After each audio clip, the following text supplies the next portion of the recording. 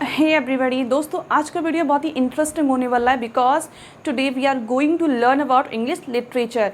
और basically English literature के हम एंशियंट पीरियड के बारे में बात करेंगे। तो फ्रेंड्स, मैं हूं आपकी गाइड भावना और आप देख रहे हैं कॉम्पिटिशन इंग्लिश भारती। और हाँ, अगर आप चैनल पर नए हैं तो जल्दी से सब्सक्राइब कर लीजिए and don't forget to press the bell icon, क्योंकि तभी आपको आने वाले वीडियोज़ के नोटिफिकेशन मिल पाएंगे। तो बात करते हैं एंशियंट लिटरेचर के बारे में। So let's learn about it. तो देखिए, English literature basically divided into 3 time zone. First आता है आपका एंशियंट लिटरेचर, जिसको ओल्ड इंग्लिश लिटरेचर भी कहते हैं, और ये from beginning to 11th century. इसका जो टाइम जोन है स्टार्टिंग से लेकर के 11th सेंचुरी यानी कि 1066 AD तक है। सेकेंड है आपका मिडाइवल हिस्ट्री, मिडाइवल लिटरेचर, जो कि 11th सेंचुरी से लेकर के 15th सेंचुरी तक माना जाता है। एंड थर्ड है मॉडर्न लिटरेचर, जो कि 15th सेंचुरी से लेकर के टिल नाउ डेट तक माना जाता है। तो फ्रेंड्स, इनको हम रिमूव कर देते हैं और स्टार्ट करते हैं ancient literature. Ancient literature basically 2 parts में डिवाइड किया गया है। फर्स्ट एंग्लो सैक्सन पीरियड और सेकंड है आपका Anglo Norman period. Anglo Saxon and Anglo Norman. And whose Norman and whose section, आप सोच रहे होंगे, बेसिकली एंशियंट टाइम पर जर्मनी में 3 तरह की पावरफुल ट्राइब्स थी, जिनमें section, Angle and Jutes. Jutes जो थे उनकी पॉपुलेशन बहुत ही लेस थी, बहुत ही माइनर पॉपुलेशन थी उनकी, लेकिन सेक्शन और एंगल्स की पॉपुलेशन बहुत ज़्यादा थी, मेजॉरिटी में थे। तो जर्मन से एंग्लो सेक्शन ब्रिटेन में आए और ब्रिटेन में आकर के वहाँ की जो रूलिंग पावर थी वो अपने हाथ में ले ली थी। तो सेक्शन जहाँ पे जाके बस गए थे वो सेक्शन प्लेस था, और एंगल जहाँ बसे थे ब्रिटेन में आकर के वो कहलाया आपका इंग्लैंड। और नॉर्मन बेसिकली फ्रांस और जर्मनी से आए हुए वो लोग थे जिन्होंने इंग्लैंड की रूलिंग पावर अपने हाथ में ले ली थी। और नॉर्मन से बनता है नॉर्मेंडी, यानी कि जिस प्लेस पर ये नॉर्मन रहते थे that was called Normandy, and Normandy is located in France. तो बेसिकली ये सेक्शन जो थे वो पहले आए थे लगभग 15th सेंचुरी से लेकर के, यानी कि 500 से लेकर के 1000 सेंचुरी तक ये आए थे। और एंग्लो जो नॉर्मन थे आपके, वो आपके लगभग 11th सेंचुरी में आए थे। तो फ्रेंड्स, यहाँ पर आपका नॉर्मंडी प्लेस फेमस है नॉर्मन की वजह से। ओके, इसके बाद है कि एंशियंट टाइम पर लैंग्वेज कौन सी यूज़ होती थी। उस टाइम पर ओल्ड इंग्लिश लैंग्वेज यूज़ होती थी। बेसिकली ये जो लैंग्वेज थी आपकी ओल्ड इंग्लिश लैंग्वेज, उस टाइम पर ये सिंगल लोगों के द्वारा नहीं बोली जाती थी। इसमें 2 तरीके का कॉम्बिनेशन था। एक तो वो लोग जो कि ब्रिटेन में पहले से रह रहे थे, और एक वो लोग जो कि जर्मनी से आकर के बसे थे। तो ये जो लैंग्वेज थी वो कॉम्बिनेशन थी 2 तरीके लोगों का कॉम्बिनेशन थी, ठीक है। तो उस टाइम पर इस लैंग्वेज को बोला जाता था ओल्ड इंग्लिश लैंग्वेज। कौन सी language? Old English language.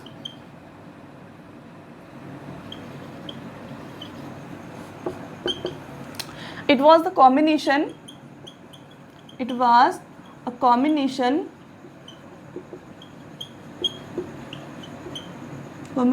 of 2 types people। कौन कौन से थे? फर्स्ट, जो कि जर्मनी में रह रहे थे, जर्मनी में जो लोग रह रहे थे उनको बोला जाता था, ब्रिटेन में जो लोग रह रहे थे, यानी कि ब्रिटेन में जो लोग रहते थे उनको बोला जाता था ब्राइटन्स, यानी कि वहाँ के ओरिजिनल पीपल। कौन थे वो? ब्राइटन्स। और सेकंड जो पर्सन थे वो थे जर्मनी से आए हुए लोग, यानी कि जो एंगल एंड सेक्शन जो थे वो, यानी कि जर्मनिक ट्राइब्स।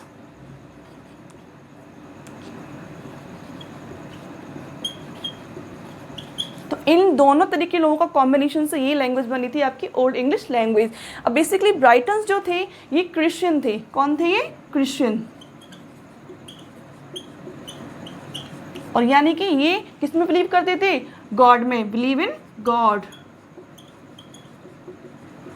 बट जो जर्मनिक जो ट्राइब्स थी, यानी कि वहाँ जर्मनी से जो आए हुए लोग थे, वो they didn't believe in God. They didn't believe in God। अब इसके बाद आपकी जो आती है, उस टाइम पर एंशियंट पीरियड में पोइम्स बहुत लिखी जाती थी, यानी कि सबसे ज़्यादा पोइम्स लिखी जाती थी, और एलिट्रेशन का यूज सबसे ज़्यादा होता था उस टाइम पर। तो वहाँ 2 तरीके की पोइम्स लिखी जाती थी। वन तो है आपका, जो फर्स्ट नंबर जो है आपका हीरोइक पोइट्रीज, और सेकेंड है आपका रिलीजियस पोइट्रीज। वन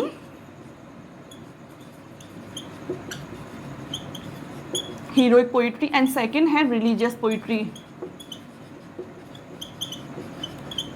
अब देखिए रिलीजियस पोइट्री, हीरोइक पोइट्री किसकी तरह लिखी जाती थी, क्योंकि दो तरीके के लोग हो गए वहाँ पे, ब्राइटन्स एंड जर्मनिक ट्राइब्स। तो ब्राइटन्स जो थे गॉड में बिलीव करते थे, तो बेसिकली जो गॉड में बिलीव करेगा वो थोड़ा रिलीजियस पर्सन होगा, डेफिनेट सी बात है। तो ये जो लोग थे ब्राइटन्स, ये लिखा करते थे रिलीजियस वर्क्स। क्या लिखा करते थे? Religious works. और जर्मनिक जो लोग थे वो गॉड में बिलीव ही नहीं करते थे, वो लोग लिखा करते थे हीरोइक पोइट्रीज। ओके, क्लियर हो गया। इसके बाद आते हैं एंशियंट पीरियड के कुछ मेजर वर्क्स पर, जो फेमस वर्क्स थे। हालांकि ज़्यादा वर्क्स नहीं है, लेकिन कुछ है उनके बारे में बातें करते हैं।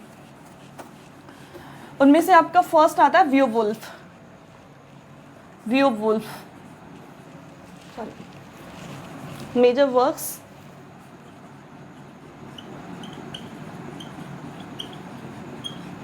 वियोवुल्फ, अब देखिए वियोवुल्फ जो था, वियोवुल्फ की जो स्टोरी है, इस स्टोरी में जो मेन कैरेक्टर है ना, उसी का नाम क्या है? वियोवुल्फ है। The name of main character, the name of main character. अब देखिए ये जो थी, ये एक एपिक भी था और ये हीरोइक पोएट्री भी था।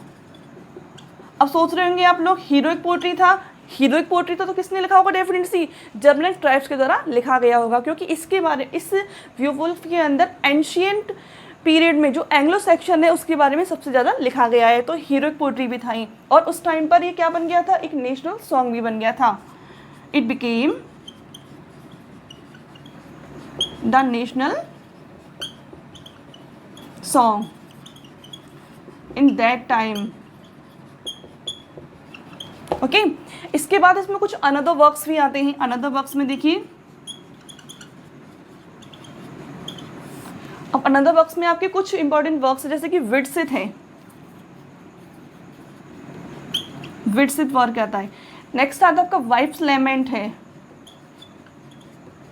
Wives lament. हस्बैंड्स मैसेज है, husband's message. Widsith, wife's lament, husband's message. 4 number है Genesis. Okay, and 4th number है, सॉरी 5th नंबर है आपका the battle of Maldon, the battle of Maldon. इसमें एक बुक और आता है आपका the Exeter book. The Exeter book भी उस टाइम का फेमस वर्क्स था।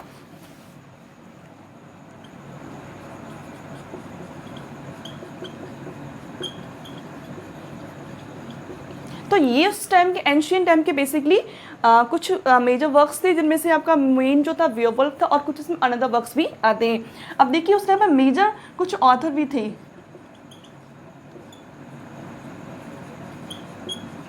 मेजर ऑथर में बेसिकली 2 ऑथर के नेम आते हैं। वन है आपका साइने वुल्फ एंड सेकंड है आपका कैडमन। अब साइने वुल्फ और कैडमन दोनों ही रिलीजियस वर्क्स लिखा करते थे। ये भी रिलीजियस वर्क्स लिखते थे और ये भी, लेकिन कैडमन की एक फेमस वर्क्स है कैडमन्स हिम्न।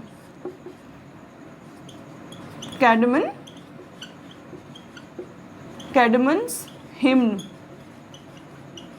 ये बहुत फेमस वर्क्स था। क्यों? क्योंकि ये इंग्लिश लिटरेचर में फर्स्ट कंपोजिशन वर्क्स था जो कि इंग्लिश लैंग्वेज में लिखा गया था। First composition English language work,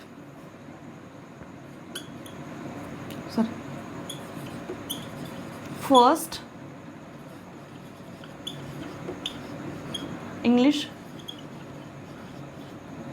composition work. इसके बाद ये 9 लाइन्स की पोइम भी थी। इसकी जो लाइन थी वो कितनी थी? 9।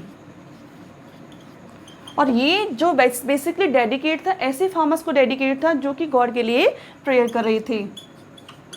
It was dedicated to farmers